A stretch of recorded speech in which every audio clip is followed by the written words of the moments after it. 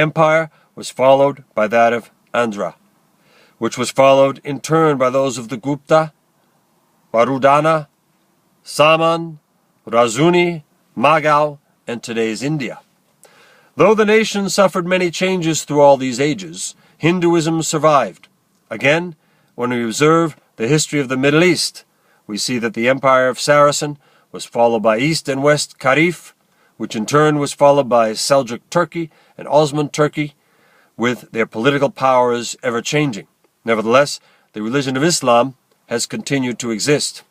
Further, let us examine the main current of Western history. The leadership of the Western world was held in turn by Greece, Rome, Gaul, Spain, and Portugal. Then, temporarily held by France and the Netherlands, it was taken by Britain and is currently divided between the United States and the Soviet Union. Nevertheless, Christianity has continued to flourish, even in the Soviet Union, under the tyranny established on the foundation of materialism. Christianity has survived.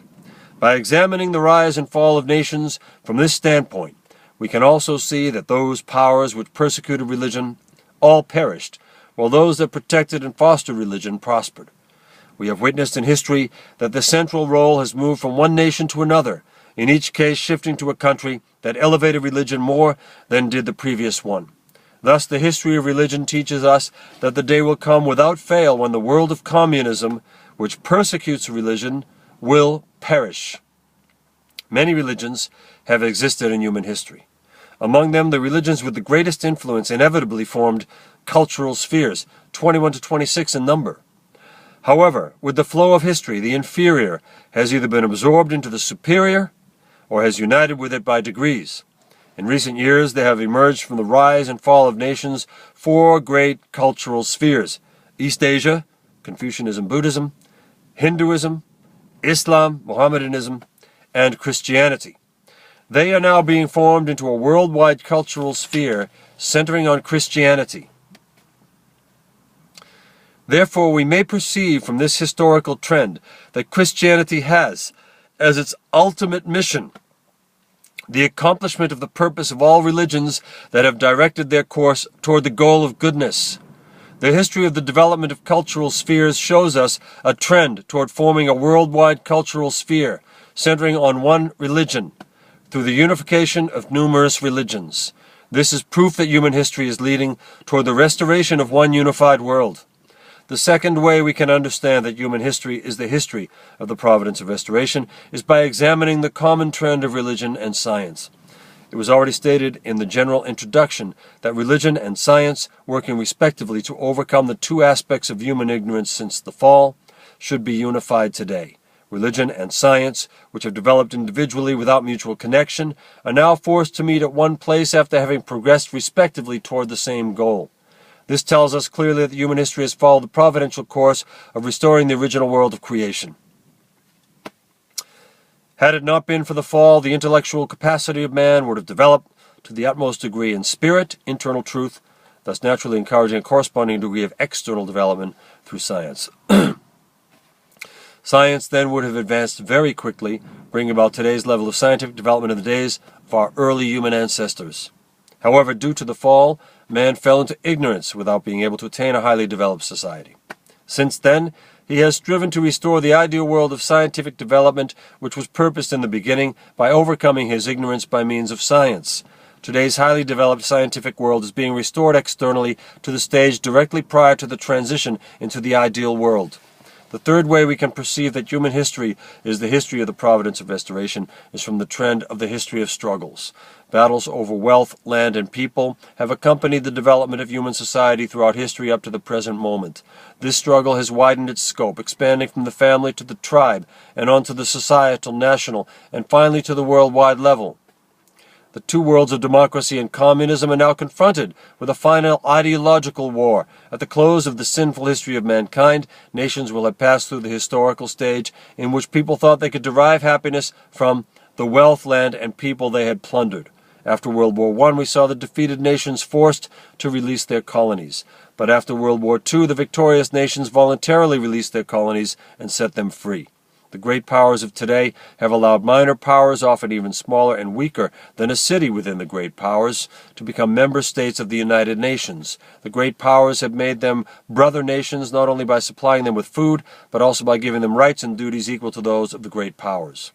What then will the final struggle be like? It will be a struggle between ideologies.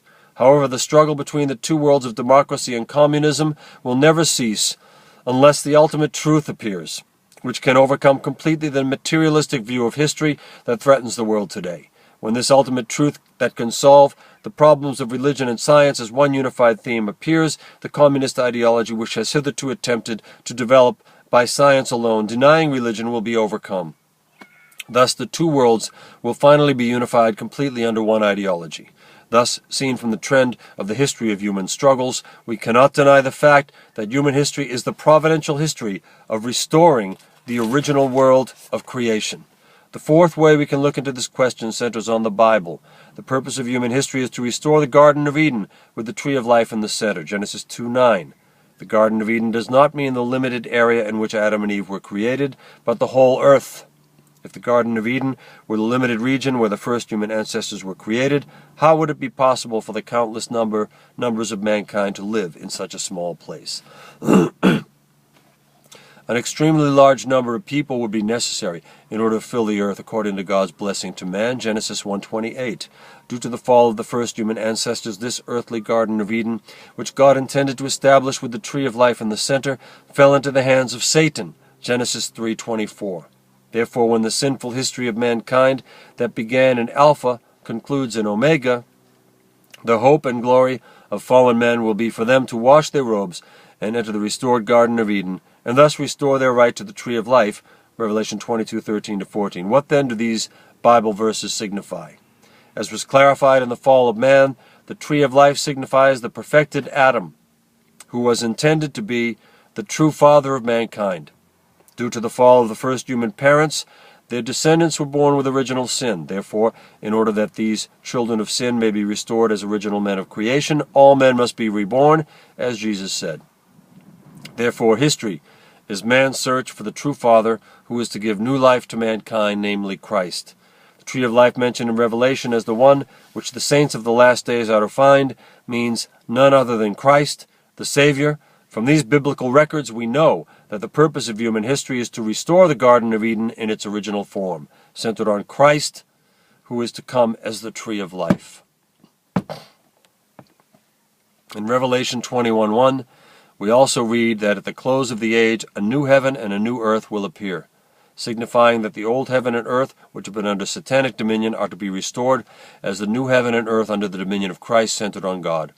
Also, Romans 8:19-22 says that the whole creation groaning under satanic dominion waits in travail for the revealing of the sons of God with the original nature of creation. They will be well qualified to dominate all creation in order that it be made new. Revelations 21:5.